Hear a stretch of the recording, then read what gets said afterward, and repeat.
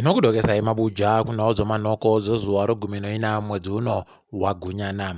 Hurumende daro rayo remakurukota nyasi ragara rikabvumirana kuti wabasa wese wehurumende paribe ari kubvumiwa kuti abenhuke kubasa kana aribe kubayiwa kamushonga kodzihwa mupengo. Waenderera mberi pokare wagoti zvomutambo zvese zvaakubvumiwa kuti zviitiwe kubva nguva dzonhanhatu dzokuseni kusvika nguva dzosere dzomanhoko. Ipapa wati vanhu vanoda kuungana vanofanira kureka kugopfuura nhamba yozana.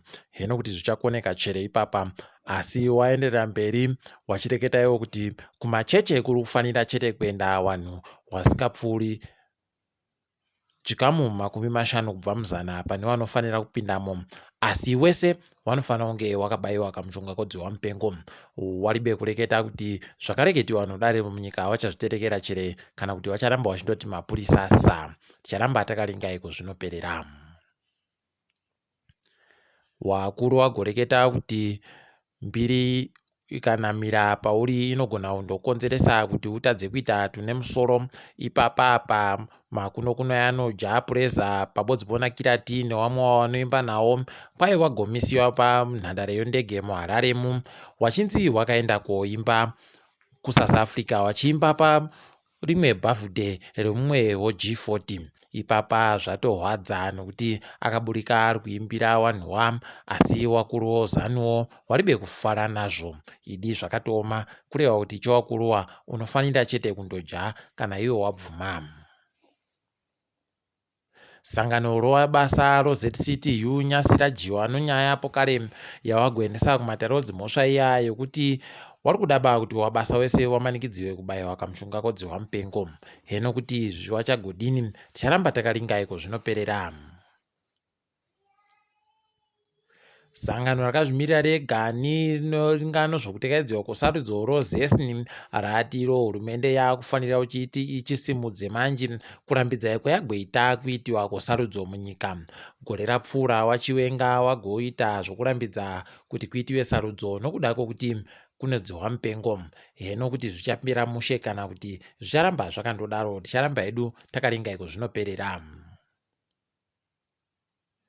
Nyasi vamwe vanhu vanga vari kufara kuti mumwe wekuSouth Africa akabatiwa mwedzi wachiwabvumu akabatiwa chinodhaka chokokeni pai atongerwa makore 10 okugara mujere. Izvi zvatofadza vazhinji vari kuti nyaya zvinodhakadzi dzaparadza wapwere mumamhanamu. Tiri kutotiwo vanhu ngavaite vachingwarira. Kwai munhu uyo akanga abva kuBrazil nozvinodhaka zvachezvi. Idi zvakatooma mabi angu.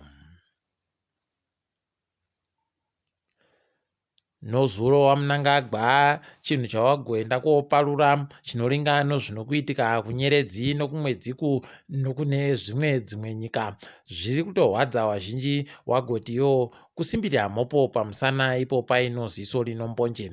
Kureketa kuno magetsi kuribe, asi waribe chawareketa kana chavari kugoita nozvazvo nozvimwe zvakaita kuhwadza kuruita nyika waribe kana chibodzi chavari kuita, asi wari kusimbirira nokuenda koparura zvinhu zvisina kana chinobatsira vanhu pari zvino. Idi zvakatooma, ticharamba hedu takaringai kuzvinoperera, asi kuparura kwawoku aiwa wanondokugona idi. Kwai mutambo wemabhizimusi woZCTU wagoitiwa zuva rosondo rinouya zuva rochi20 noribodzi kusvika zuva rochi24 mwedzi uno. Kwai wamunangagwa vachagovhura zviri pamutemo mutambo uyu zuva rochi23 mwedzi uno. Ticharinga hedu kuti kuchaitika tusvinu chere kana kuti kunenge kuribe tusvinu. Wozifa kwai wanenge wagobvumirana kuti waise Norman Mapeza kuti ndiye aite murairidzi wawakomana vonhabvu vonyika. Heno kuti ichokwadi chere, ticharinga hedu pawanozoreketapo kuti wanenge wabvumirana nani. Munyaya kana kuti agosekesa vazhinji, meobha dzapasi abenhuka pokare achiti iye anosangano rache rinoita zvomatongerwo enyika ratomirirawo kupinda musarudzo dzogore ra2023. Sangano racheri kwai agoriti Divine Alliance for Vitalization of Inspired Development. yakaita chidimbu kuti David idi zvakatoma munyika medumo palibe chinoramba idi tiringe edu dziri kuitika pasi rese. Nyika yeRwanda yagotiyo yaada kuti ichiite zvokuita miti kujara miti inoita mamiliyoni 43 chaiwo. Kana wakazvikona izvi kwai wanenge wabudirira fani. Kugana kwadzingiwapo kare anoita zvokurairidza nhabvu ikweyo, saka ndisu chete wari kuita zvokudzinga varairidzi zvitoriwo kwese nokugana kum. Heno kuti wachaisa wani ticharamba hedu takaringa. KuSudani yodzasi kwaita vanhu vanopfuura zviuru 370 wakabisiwa nzvimbo dzawaigara nonyaya yomafashamo omvura. Idi yawe dai wagotipawo mvura iyi yaramba ichindowanda ino kuita yomafashamo yakadari zvinotorwadza.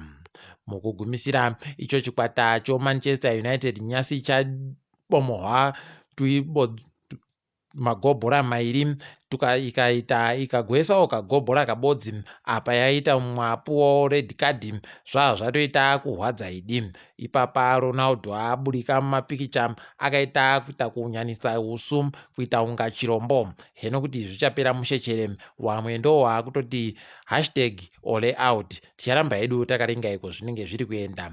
Tiri ipapo zvedu kwanyasi togumira pano isu ndini Mhanduwe WeNhau.